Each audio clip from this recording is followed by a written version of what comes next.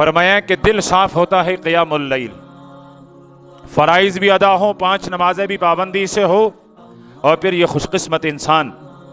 رات کے اندھیرے میں جب ساری دنیا غفلت کی نیند سو رہی ہو، یہ اپنے رب کے سامنے کھڑا ہو کر اپنے رب کے سامنے اپنی ضرورتوں کو پیش کرتا ہے، اپنی حاجتوں کو پیش کرتا ہے، اپنے گناہوں کی ذخیرے اور ڈھیر کو رب کے سامنے مغفرت کے لیے اور بخشش کے لیے پیش کرتا ہے،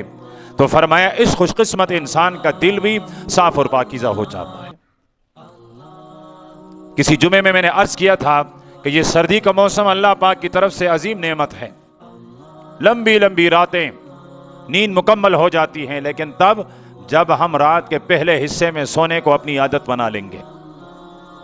نیند پوری ہو جائیں، رات کے آخری پہر اٹھیں، رب کے سامنے کھڑے ہو جائیں، عادت بنا لیں۔